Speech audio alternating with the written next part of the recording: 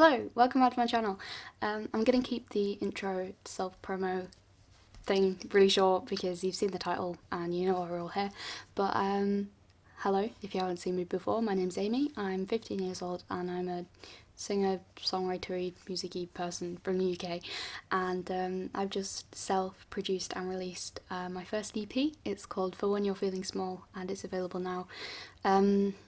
In all music streaming places really, Spotify, Apple Music, Amazon, other ones, I don't know all of them, but it would mean a hell of a lot to me if you wanted to give that a listen because I've been working on it for a very long time and it's very nice to have it out in the world. But anyway, we're not here to talk about my music, we're here to talk about yours. I wanted to chat to you today about how you can go about making music and having it available on those platforms, because I know personally I found it really overwhelming at first and I've kind of figured it out myself over the last few months, so I thought I could share a little bit of my wisdom with you, but there is one disclaimer that I do want to put at the start, which is that unfortunately it is impossible to make and make and release music without spending any money, unfortunately. Assuming that you already have the instruments you need and like a computer or a laptop.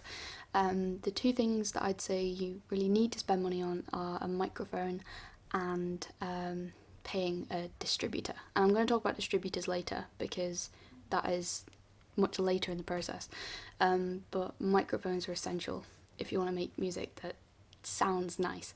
The mic that I'd recommend, and the one that I've been using for the past 2 years and it's still holding up fine, is the Zoom H1, which you can see in the corner of the screen just there. It's really affordable. It may not look it, but compared to some other mics out there, it really does the job. But with that out of the way, we're going to just jump into it. So obviously the first part of making music is writing the songs in the first place, which sounds a lot easier than it is at times, and I'm not really one to give advice on songwriting because I can't say that I have a really creative process. I just kind of end up with songs. If you do want me to make a video talking about songwriting, then let me know, but it's not something I think I'd be able to explain very well. But the one piece of advice I would give for songwriting is that you need to have more songs written than you end up using. There's 5 songs on my EP. I've probably written upwards of 50 in my lifetime, maybe 75 at a push if we count the ones that really aren't very good. And I don't say that to scare you in that, oh god, I haven't written that many, but no, it doesn't have to mean writing tens and tens of songs, but just making sure that the music you put out is refined and it's the best reflection of your ability and your personality and your writing style, so you can really find the kind of music that you want to put out there before you put it out there. So once you have your songs written and you've decided which of those songs you want to put out, then you move on to recording them. I think it's really useful to record into like a software so that you can add on different layers and tracks and add harmonies and percussion and all that kind of thing. But again, those programs look terrifying and expensive, and it's really difficult to approach them as a novice when there's so many buttons and functions and things. So I have 2 recommendations. The first is if you have a an Apple computer, a MacBook or a Mac. You see, I know nothing about technology and I managed to make an EP, so if I can do it, so can you. If you have a Mac computer or a MacBook, I'd really recommend GarageBand. It is free as far as I know, and it's very good, especially for beginners, because it's a very simple interface and it all works very nicely. If you don't have an Apple computer like me, I'd really recommend BandLab, which you can get as a just on Chrome. And it's very, very similar to GarageBand. It's also free. The only real difference that I've noticed is that on GarageBand you can kind of simulate instruments, which you can't really do on BandLab, but if you just want something you can record into and edit in, then BandLab is really good. I will link it down below. I'm not going to go into too much depth about the actual process of recording and editing, just because whatever program you end up using, or software or website or whatever, they will have a user guide or like a getting started thing, which I think is really all you need to know. So once you've finished that, you want to export that or download or whatever the button says, and you want to download that as an MP3 file or a WAV file. I don't know what that stands for either. It's fine. It's fine. You don't need to be an expert. You're a musician, damn it, not a computer person. Can you tell I haven't done a computer science lesson since year 8? So once you have your songs saved in a little folder on your computer, please name them really clearly, because you don't want to upload the wrong song under the wrong title. You have your little folder of songs that you're ready to release, and at this point is when I would consider your album art, which again sounds really scary, sounds really expensive. What am I going to do? I'm going to commission an artist, you know? But honestly, it's fine. My sister took a photo for me. I edited it using Visco, of all things, so you can call me a Visco girl now if you want. And I just drew on some little hearts because I want to be quirky, I don't know.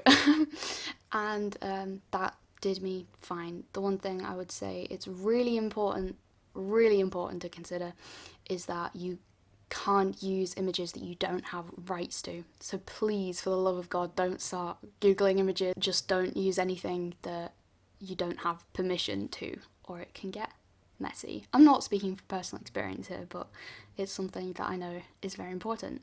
It's also important that your album art is in a square, so not like a portrait photo like you take on a phone. If you take it in the square mode or you edit it to be a square shape, then it's fine. So once you have your folder of songs and you have your album art, that is when you move on to a distributor. And again, this was something that I'd never encountered before I started this process. And a distributor is basically, you can imagine, as someone who kind of takes your music from you and they send it out to all the stores being the streaming platforms like Spotify or Apple Music. You don't need to be part of a record label or anything like that to have your music distributed. All you have to do is pay a distribution service. And the one I've used and have had a positive experience with is DistroKid. I will link them below. And the way that it works essentially is you upload your music, you give them some details about it, like the song titles and your artist name and your album art, and whether or not there's explicit lyrics. It's all tick boxes. It's very easy to do. The way that DistroKid works, and I can't speak for other distributors because I don't have experience with them, is that you pay up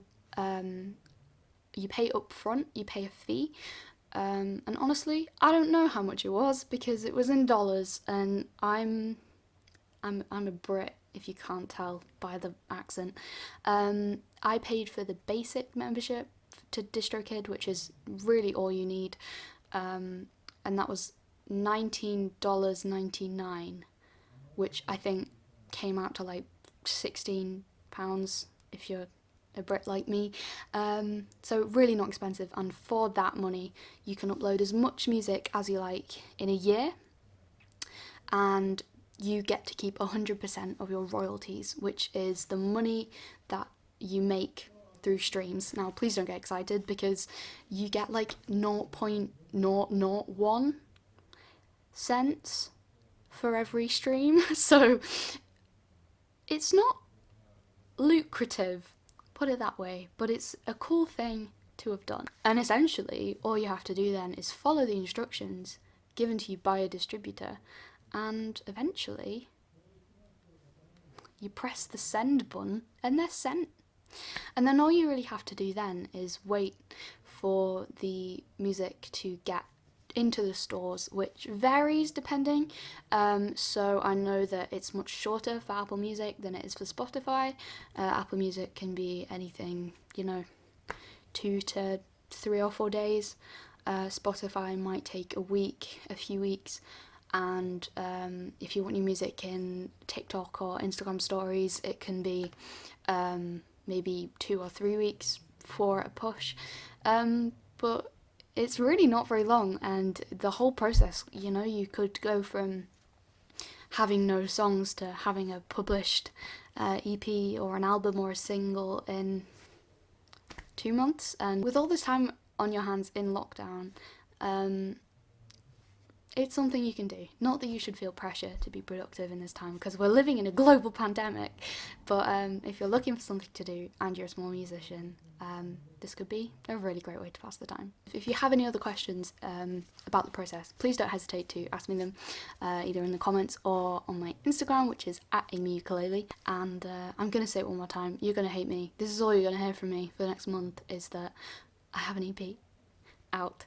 It's called For When You're Feeling Small. It features 5 songs, 3 of which are already up on my YouTube channel. Those 3 are Grow, 3 AM and Rainbow Lights. And then the 2 bonus songs, which aren't on my YouTube channel, are the title track For When You're Feeling Small and a song I really like. I think it's a bit of a tune, called Every Breath and Beat. So if you want to take a listen to those, it would mean a lot to me. I've worked really hard on them, and I have the added bonus of being able to say, yes, I'm still a child legally, and I've done it, so you can too. You can too. If you take anything from this video, if I've done it, a socially incompetent, mediocre musician with no technology knowledge, with no technology know-how, if I can make an EP, so can you. If you do actually make one, please tag me. Please tell me, because I want to hear your music. So thank you very much for watching. I hope you found this useful, informative, and now I'm actually gonna go. Stay safe, stay healthy, and stay home, and life will be back to normal soon. Okay, goodbye!